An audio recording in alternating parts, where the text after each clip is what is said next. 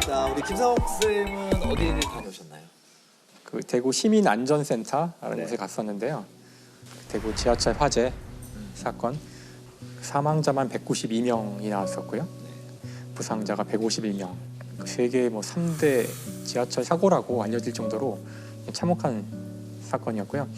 그 사건 이후로 소방 안전이라든가 이런 거를 이제 국민들에게 좀 더 홍보하고 교육시키고 하기 위해서 만든 정말로 이렇게 느낄 수 있게 만들어놨어요. 어처구니 없는 대형 참사입니다. 시커먼 연기가 대구 시내 거리를 가득 메웠습니다.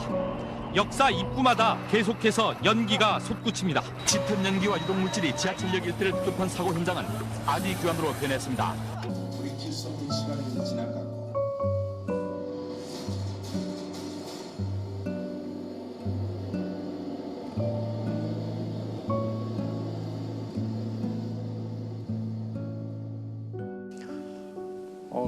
그때가 기억이 아직도 나는 것 같은데 2003년이죠. 2003년 2월 18일 오전 9시 53분이라고 그러더라고요. 지금 갔다 와서 좀 생생하게 숫자들이 막 머리에 떠 있는데 네, 이런 엄청난 인명피해를 일으킨 방화 용의자는 자신의 신병을 비관한 50대 남자였습니다.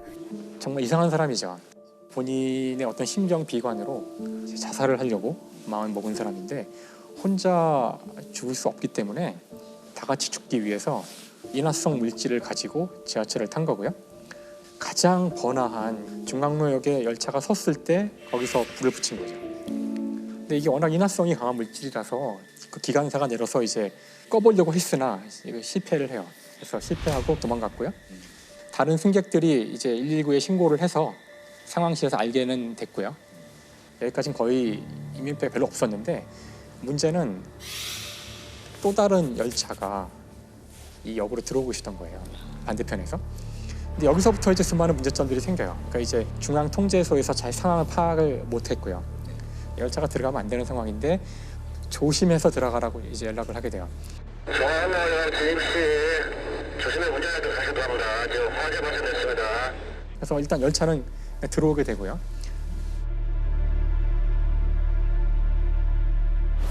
열차가 들어왔는데 그리고 전기가 끊겨요. 빼려고 그러는데 안 빼지고 움직이지 못하게 돼요. 그러니까 아주 혼란스러운 상황인데 계속 이제 방송으로는 그 자리에 있으라고 곧 조치를 취할 테니까 승객들은 자리에 있으라고 우리가 많이 듣던 얘기죠. 이거 보험방인데 답답하니까 빨리 좀 드릴게요. 예. 랜디식입니까? 어떻게 합니까? 좀 단전자가 잘 못 움직여가지고. 예. 일단 방송하시고요. 예, 일단 걱정됐다가 다른 엉망입니다 지금. 예. 침착하게 하세요. 최종적으로는 이렇게 시간을 한참 끌다가 위험한 걸 판단해서 이제는 빨리 밖으로 빠져나가라고. 근데 그때 이미 상당히 늦어져가지고 기관사는 그 열차에 마스터 키가 있는데 그 키를 뽑고 나갔다 그러더라고요. 지시를 받고. 근데 그걸 뽑으면 문이 다 닫힌대요. 그래 차 그래 놓고 차 좀 반 내려놓고 다른 데로 도망가 올라가라고. 그러니까 반 내려야 돼. 반 내려놓고 차 들고 가야 돼.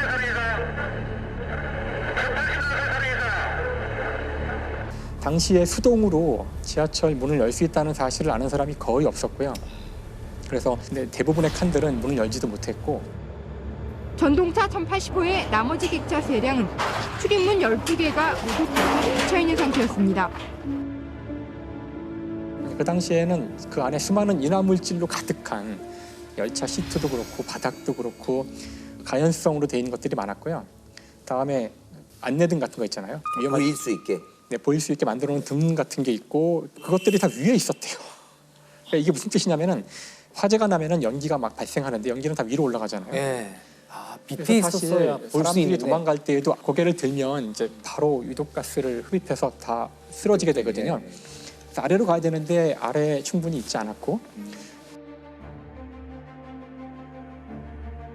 그다음에 화재가 났으니까 셔터가 있는데 그것들이 바로바로 닫힌대요. 불이 난 지하 3층에서 빠져나온 승객들이 상가 쪽 통로로도 몰려옵니다. 1080호 전동차가 도착한 뒤엔 시커먼 연기가 통로로 번져옵니다. 그리고 방화벽이 닫히면서 지하철 역사와 상가는 완전히 차단돼 대피 통로가 막혀버립니다. 다치면 죽을 거 아니에요. 그래서 이제 어떻게 됐냐면은 다쳐도 옆에 문이 있어요. 문이 있다는 사실 아셨어요? 저는 지금도 우린 지금 화재가 난 이 사건 뒤에도 잘 모르잖아요. 근데 그 와중에 사람들이 문이 있다는 것도 모르죠. 거기서 수많은 사람들이 죽었대요. 그 문을 못 찾은 거죠. 이 사고가 지하에서 난 사고잖아요. 전기가 다 나갔잖아요. 하나도 안 보이는 거예요. 그러니까 사람들은 그냥 그 어둠 속에서 연기로 가득 차 있고 수많은 사람이 비명을 지르는 이 아비규환 속에서 이제 막 더듬어서 층계를 올라가는데 셔터는 막혀 있고 거의 다 한 15분에서 20분 지나면 거의 상황이 끝나요. 거의 사람들이 못 나오고 그 짧은 시간 동안 그 많은 사람들이 여기서 다 죽었던 거죠. 그 사건이 일어났을 때 몇 명이라도 대처법을 아는 사람이 있었더라면 문이라도 열었으면 조금이라도 생존자가 더 있지 않았을까라는 생각이 드는 걸 보면 이 사건이 있은 다음에 이제 수많은 변화가 일어나요. 당연히. 지금 지하철은 다 이제 불에 타지 않는 소재 또는 연기가 나지 않는 소재들로 다 바뀌었고요.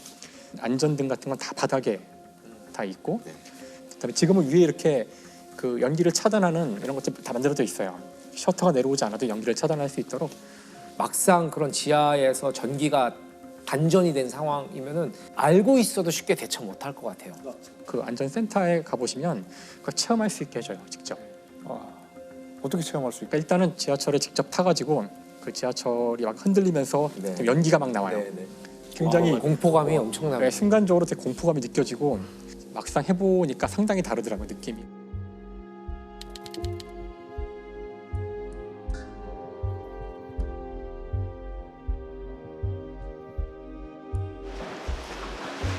여기 체험들이 실제 체험하는 것 같아요.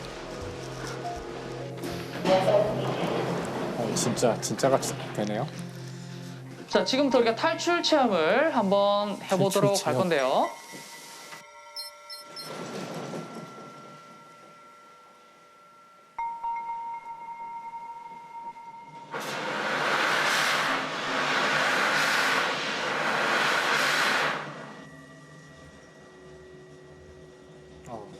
무섭네요, 벌써. 자, 탈출하세요.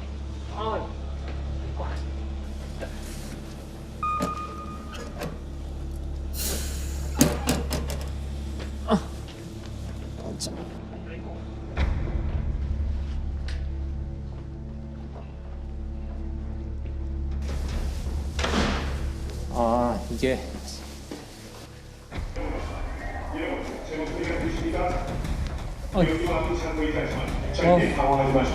되게 무섭네요.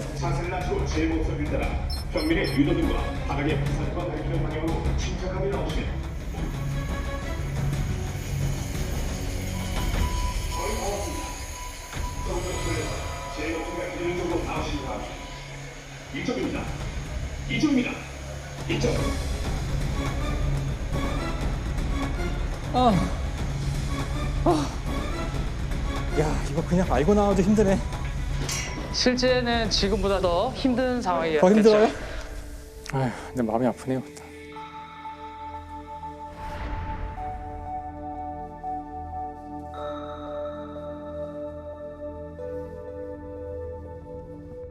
자, 이게 방화 얘기를 해야 될 것 같아요. 누가 왜 불을 질렀나?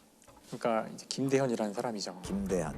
뇌졸중 증세가 있어가지고 굉장히 이제 비관을 하고 우울증에 빠지고 그래서 자살을 기도하는데, 그리고서는 정작 본인은 자살을 한 게 아니라 현장을 도망쳤어요. 도망쳐가지고 승객들이 무언가에 크게 놀라고 이내 앞다퉈 달아나기 시작합니다. 곧이어 전동차에서 연기가 피어오르고 온몸에 불이 붙은 방화 용의자 김 씨가 밖으로 뛰쳐나옵니다.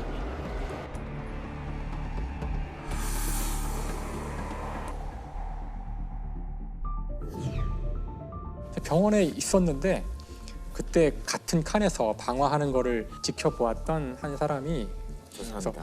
저 사람이 바로 방화범이라고 얘기해서 불과 1시간 만에 체포가 됐어요. 자기 혼자 죽는 것보다는 많은 사람들이 있는데 가서 불을 내어 같이 죽어야 되겠다 하는 생각을 하고. 그러니까 이런 심리는 도대체 어떤 걸까? 방화가 이제 4대 강력범죄 중에 하나인 게 본인의 생명만 위협할 뿐만이 아니고 다른 사람까지 이렇게 위험에 몰아넣을 수가 있잖아요. 근데 방화라는 거는 표출적인 범죄거든요. 평소에는 사실은 굉장히 억눌려 왔다거나 소심하다거나 그러니까 사회에 불만이 많았지만 그거를 표출해오지 못했던 사람들이 불을 지름으로써 쾌감을 느끼는 그 현장을 보고 있을 확률도 되게 그래서 그걸 지켜보고 있다는 거예요. 아마 그래서 본인의 생명이 이제 위협받는다고 판단했을 때 그 현장을 떠났을 거라고 생각해요. 저번에 여관에서 신병을 비관한 마포에서 거기서 이제 불을 지르고 자기는 그게 그 순간이니까 또 너무 무서운 거예요. 그래서 역시 자기만 빠져나오고 많은 사람들이 희생된 사건이 있었잖아요. 모텔 투숙자가 자기 방에 불을 지르는 바람에 2명이 숨지고 9명이 다쳤습니다. 주인한테 술을 달라고 했는데 주지 않았다는 게 이유였습니다. 이 남성은 불을 지른 뒤 근처 편의점으로 도망간 모습이 포착됐습니다.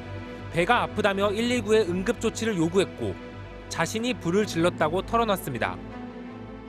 사실 저는 이렇게 숭례문 방화 사건 같은 경우에 거의 불타는 게 현장 중계가 됐잖아요. 근데 그게 굉장히 충격을 많이 받았거든요. 우리나라 국보위로 숭례문에서 불이 났습니다. 불은 40여 분이 지난 지금까지 완전히 진화되지 않고 있습니다. 2시간 반이 더 지난 상황인데요. 아직까지 불길은 잡히지 않는 것으로 보입니다. 숭례문 2층 누각에서 연기가 피어오르기 시작합니다. 이어 약 30초 후 방화범으로 추정되는 인물이 화면 바깥으로 사라집니다. 내 순간적인 감정으로 없어지니까 그렇지만 사람 인명 피해가 없고 이거 문화재는 재복원하면은 그러고 나서 복원이 안 된 걸 보고도 사실 굉장히 충격을 많이 받아서 사실 이 지하철역 사건도 그렇고 그러니까 죽으려고 했는데 혼자 죽긴 너무 억울했다. 사실 저는 많이 들었거든요. 그러니까 방화뿐만이 아니고 공격성이 이제 본인을 향하는 게 아니고 바깥으로 나가서 이제 사람을 살해하거나 불을 지르거나 이런 범죄자들이 사실 꽤 있어요.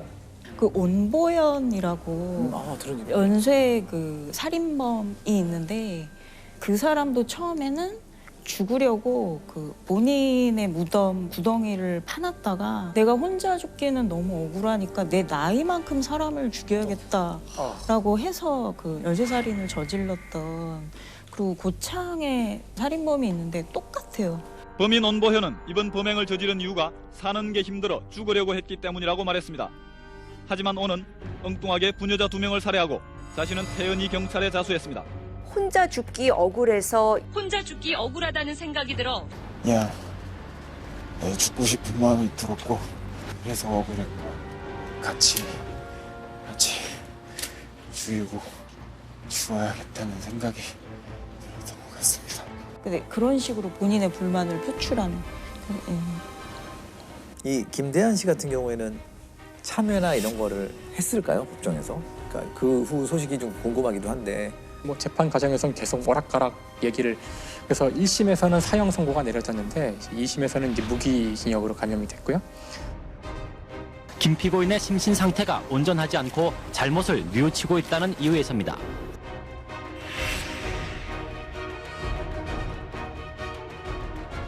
근데 뭐 그 뇌졸중 때문이겠지만 결국은 형기를 다 마치지 못하고 1년 반 뒤에 사망했고요. 기관사 2명과 운전사령 등 3명은 각각 금고 4년이 선고됐습니다. 그러니까 이게 사실 방화 사건이잖아요. 고의로 저지른 건데 그 과정에 많은 오류들과 이런 것들이 합쳐져서 사고의 성격도 이제 같이 띠게 된 거죠. 아무도 예상 못한 결과. 그렇죠. 예. 이 사건 이후에 지하철을 이렇게 내려가면서 섬찟한 생각을 하는 분들이 굉장히 많았을 거예요. 그 지하철이란 단어가 그 이후에 사람들한테 굉장히 이제 좀 트라우마적인 단어가 돼가지고 여기는 지하철이라는 단어가 그래서 이제 대구 도시철도라고 돼 있고요. 저는 그때 이 단어 처음 들었거든요. 외상후 스트레스 장애, 트라우마. 그때 공포감을 느낀 분들이 거기서 못 벗어나는 거. 지하철 타기 어려워하시고. 거기 가보면 그 이제 사망하신 분들이 그 짧은 시간 동안 가족들한테 막 보낸 메시지나 통화 내용 같은 게 있거든요. 굉장히 이제 가슴에 상처로 안고 살아가시는 것 같더라고요. 그걸 직접 겪으신 분들이나 뭐 대구 지역에 계셨던 분들도 그렇지만 그 장면을 뭐 TV로 보거나 거기에 대한 뉴스를 들으시는 분들 외상이 굉장히 심할 수 있을 것 같아요. 근데 사실은 지하철이 생긴 지는 우리 중학교 지금 때도 70년대 시청역이랑 후반에, 있었잖아요. 네. 그러니까 20년이 넘었는데도 이 지하에서 이런 류의 사건이 생길 거라는 상상을 됐죠. 사건이 나고야 사실 만약에 또 그런 재난 상황이 발생했는데 안내 방송으로 움직이지 말고 제자리에서 기다려라 했을 때 나는 진짜 어떻게 할 것인가. 그렇죠.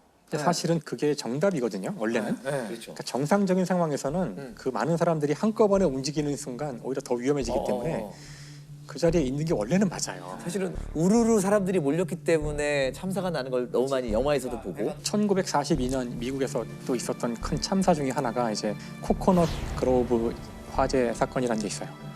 굉장히 많은 사람이 모여서 막 춤추고 놀다가 화재가 일어난 거예요. 들어가는 입구가 하나 있었는데 그 입구가 회전문이에요. 회전문. 그 많은 사람들이 한꺼번에 도망쳐 나오면서 회전문에 몇 사람 안 지나서 딱 걸린 거예요. 그리고 다 갇힌 거죠. 근데 이 사건 이후에 이제 미국의 법이 생겨요. 우리도 마찬가지인데 모든 회전문에는 양쪽에 미는 문이 반드시 있어야 돼요. 유사시에 튀어나올 수 있도록 돼 있는 거죠. 그 자리에 가만히 있으라는 것이 사실은 정답이고요. 그렇게 한 상태에서 질서 있게 딱딱 안내를 해줘서 탈출을 해야 그나마 많은 사람이 살 확률이 커져요. 근데 이때 이제 우왕좌왕 나오다가는 굉장히 위험한. 근데 지금 이제 스크린 도어가 막 설치됐잖아요. 사람들을 거기에 이제 접근하지 못하게 해서 안전을 더 강화하는 건 확실한데 화재가 났을 때는 스크린 도어가 더 도움이 되나요? 한 겹이 더 있으면 좀 그걸 벗어나기가 더 어려워지지 않을까 생각이 갑자기 들어서요. 스크린 도어가 상당히 복잡한 문제인데요. 이게 그 탈출을 할 때에는 지하철 문을 열고 스크린 도어도 열어지잖아요. 근데 이쪽에서는 쉽게 열 수 있게 돼 있더라고요. 아, 안에서는요? 무조건. 그러니까 그냥 밀면 그냥 바로 열리게 돼 있기 때문에 밖에서는 안 되죠. 밖에서는 안 되고요. 예. 네. 그러니까 이게 굉장히 이제 과학도 많이 따져야 되고 많은 그 준비와 생각을 해야 되는 그런 문제죠. 이 화재라는 것이 대구 그 지하철 그 화재 사건에서도 이 철길을 따라서 이웃역으로 도망을 간 사람들도 있어요. 그분들은 상당히 많이 생존했다고 하더라고요. 근데 그게 왜냐하면은 사실 이 불이라는 거는 과학적으로 연소 현상인데 핵심은 인화 물질만 있어가지고 연소가 일어나지 않고 반드시 산소가 있어야 돼요. 자, 근데 이 지하철 같은 상황에서는 어떻게 된 거냐면은 일단 안에 연소가 되면은 뜨거워지니까 이게 위로 올라가요. 그러니까 이 통로가 굴뚝이 되고요. 산소가 들어올 수 있는 통로는 이 터널로 들어올 수 있죠. 네. 그러니까 일로 도망간 사람들은 이제 불길이 글로 오지도 않고 연기도 오지 않으니까 살아남을 수 있었던 거예요. 그래서 이게 쉽지 않죠.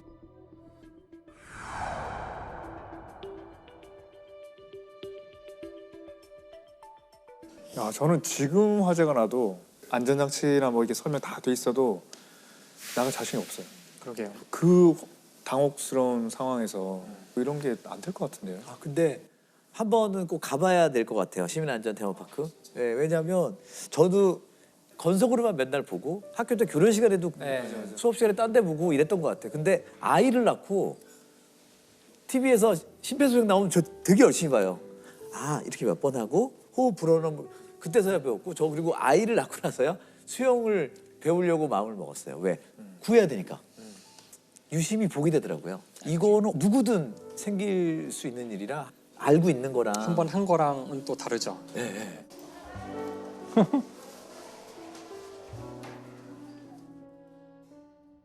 사실 사고에 대응하는 것이 쉬운 문제는 아니잖아요. 워낙 급박한 상황이기 때문에 그 순간에 토론하고 이럴 시간이 없는 거예요. 그러니까 사실 사고가 났을 때 생각을 하면 안 되고 바로 매뉴얼대로 탁탁탁탁 할 수 있는 체계가 갖춰져 있었어야 한다고 생각하고요. 세월호 때도 그랬고 여기도 그랬고 그 판단을 내릴 사람들은 위에 있는데 그 사람들은 정확히 여기가 얼마나 연기가 차 있고 얼마나 지금 불이 난지 모르잖아요. 그러면 그냥 자기 느낌대로 할 수밖에 없는 거죠. 그냥 그래 일단 뭐 열차를 출발시켜봐. 뭐 잘 안 된다고 어떡하죠? 뭐 이러는 동안 사람들이 죽어. 그럼 거기다가 또 위에 물어봐요. 그렇죠. 뭐 어떤 매뉴얼 있으면 쏘아라고 돼 있어요. 그럼 그때 쏘면 되잖아요. 쏠 때 매뉴얼이 있어도 또 물어봐야 된다는 거예요. 쏩니까? 쏩니까? 쏩니까? 그러면 그분은 또 위에 물어보고 쏩니까? 쏩니까? 쏩니까? 쏩니까? 위급상은 선조치 후보고잖아요. 그렇죠, 원래. 선보고 후조치가 되면 이건 이미 늦죠. 타이밍이 늦죠. 빨리 현장에 권한을 줘야 돼요. 잘 모르면 그 사람이 통제하면 안 되고 그 상황을 가장 잘하는 사람한테 그 통제권을 넘기고 일선 책임자에게 권한을 많이 주자. 네. 근데 이제 그 사람도 시달리는 거잖아요. 괴롭게. 계속 너 잘못한 거 아니야? 그렇게 했음에도 불구하고 그렇죠. 예, 그런 관료 체제에서는 항상 책임이 그냥 항상 묻게 돼 있어요. 그래서 거의 시달리다 보면은 처벌 안 받더라도 거기 조사받는 게 너무 힘들어서 어떻게든 그걸 안 하려고 그런 거예요. 그러니까 사실은 그게 이렇게 사람을 죽이는 거라고요. 우리가 지금 계속 안전 불감증, 뭐 구조적 문제, 뭐 우리 체제 이런 얘기를 할 때 이게 핵심은 바로 그거거든요. 그럴 때 이 사람한테 책임을 묻지 말아야 되고 그럴 때 확실한 권한을 주고. 그렇죠. 매뉴얼대로 했다면은 그건 최선을 다한 거니까 자꾸 위에 물어봐야 되지 않아야 된다는 이 당연한 원칙이 세워져야지만 이런 문제가 안 생기죠. 시스템과 매뉴얼이 확실하게 좀 딱 정비가 됐으면 좋겠다. 저희 뇌리에도 딱 있었으면 좋겠다라는 생각이. 우리가 지금 이제 알쓸 범잡이잖아요. 범죄란 말하고 범법이란 말하고 중량감이 너무 다르잖아요. 범법은 한두 번씩 다 해봤잖아. 그렇지. 근데 범죄라 그러면은 네, 저기 뜻이 어떻게 달라요? 조금 더 무거운 건가요? 범죄. 범죄라는 행위 자체는 그러니까 많은 사람들이 하는 행동에서 벗어난 일탈된 행동까지도 포함할 수 있는 거죠. 범죄. 거기서 범법이냐 아니냐는 사회마다 시대마다 다 다를 수가 있고 그러니까 마리화나 같은 경우에 어떤 어떤 데는? 지역은 범법 행위가 아닐 수도 있는데 사회학적으로 그렇게 얘기할 수 있겠지만 우리 지금의 이제 법률가 입장에서는 범죄는 이제 형사법을 위반해서 위반하는 범죄. 게 아, 범죄고. 범죄는 형사법. 아. 근데 되게 예리하십니다. 저희 그렇게 그런 거 가지고 이렇게 따지고 그렇게 안 해봤는데. 아유 그냥 범죄. 범법을 해본 적은 다 있잖아. 있지. 저는요 향군법 위반. 예비군 훈련 진짜 나가. 저도 많이 그거 했었는데. 맞아요. 딱 갔더니 판사님 같은 분이 앉아 계시더라고요. 법정에 처음 법정에서 봤지. 네? 법정까지 가. 그거 보통 법정에. 약식으로 끝나서 법정에 갔어요. 그거 법정에 갔어요. 되게 한 번도 안 갔니? 한 번 안 가셔가지고요.